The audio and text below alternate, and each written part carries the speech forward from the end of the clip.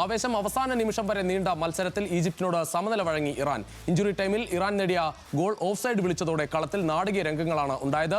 Group ജിയിൽ നിന്ന് ബെൽജിയവും ഈജിപ്തും നോക്കൌട്ടിലെത്തി. ഇറാന്റെ സാധ്യതകൾ ഇപ്പോൾ മങ്ങിയിട്ടുണ്ട്.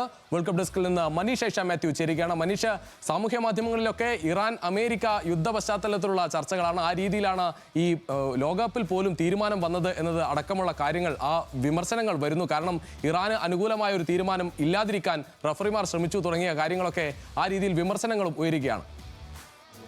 രജിഷ, വിമർശനങ്ങൾക്ക് ആധാരം എന്ന് പറയുന്നത് ഈ അവസാന മിനിറ്റിൽ, അതായത് ഇഞ്ചുറി ടൈമിൻ്റെ അവസാന നിമിഷം ഉണ്ടായ ഒരു ഗോളിനെ സംബന്ധിച്ചിടത്തോളമാണ്. അത് നോക്കുമ്പോൾ വളരെ നാരോ എന്ന് നമുക്ക് പറയേണ്ടിയിരിക്കുന്നു. കാരണം ഈ ഇറാൻ്റെ താരത്തിൻ്റെ ഒരു കൈയുടെ ഒരു ചെറിയ ഭാഗം മാത്രമാണ് ഈ ഓഫ്സൈഡ് പൊസിഷന് പുറത്തുണ്ടായിരുന്നത്.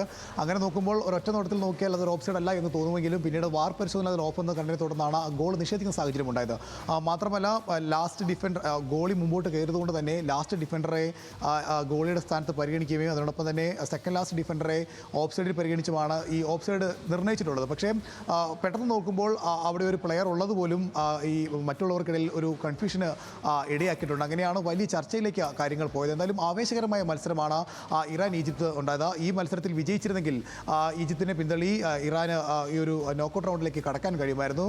മത്സരം തുടങ്ങി 5-ാം മിനിറ്റിൽ തന്നെ ഈജിപ്ത് സ്കോർ ചെയ്യുന്നു. പിന്നീട് 13-ാമത്തെ മിനിറ്റിൽ ഇറാൻ ഒരു പെനാൽറ്റി ലഭിക്കുന്നുണ്ട്. പക്ഷേ ആ പെനാൽറ്റി ലക്ഷ്യത്തിലെത്തിക്കാൻ ഇറാൻ ക്യാപ്റ്റന് കഴിയുന്നില്ല. അത് ഈജിപ്തിൻ്റെ ഗോളി തടയുന്നൊരു സാഹചര്യം. പിന്നീട് ആവേശകരമായ മത്സരത്തിൽ ഇറാൻ ഒരു ഗോൾ മടക്കുകയും ചെയ്യുന്നു. ഒടുവിൽ ഒരു 85 മിനിറ്റ് ശേഷം അല്ലെങ്കിൽ ഒരു 80 മിനിറ്റ് ശേഷം ഇറാൻ തുടർച്ചയായി ഈജിപ്തിൻ്റെ ഗോൾ മുഖത്തേക്ക് ഇരച്ചു കയറുന്നതാണ് നമ്മൾ മത്സരത്തിൽ കണ്ടത്. എപ്പോഴും ഒരു ഗോൾ വീഴുമെന്നൊരു തോന്നലുണ്ടാകുന്നു. അങ്ങനെയാണ് ഇഞ്ചുറി ടൈമിലേക്ക് മത്സരം പോകുന്നത്. അവിടെ നിന്ന് ലഭിച്ചൊരു ഫ്രീ കിക്കിൽ നിന്ന് ആ ഗോൾ വഴിയുകയും അതിൽ വലിയൊരു ആഘോഷം ഇറാൻ താരങ്ങൾ നടത്തുകയും ചെയ്യുന്നു. ഗോൾ നേടിയ താരം ജേഴ്സി അടക്കം ഊരിയാണ് വലിയൊരു ആഘോഷത്തിലേക്ക് പോകുന്നത്. പക്ഷേ വാറിൻ്റെ ഭാഗത്ത് നിന്ന് അതൊരു ഓഫ് സൈഡ് എന്ന തീരുമാനത്തിലേക്ക് വന്നതോടെ വലിയ നാടകീയ രംഗങ്ങളാണ് ഉണ്ടായത്. മാത്രമല്ല, ഗാലറിയിലടക്കം വലിയ രീതിയിലുള്ള ഇറാൻ ആരാധകർ കണ്ണീരണിയെന്നൊക്കെ നമ്മൾ കണ്ടിരുന്നു.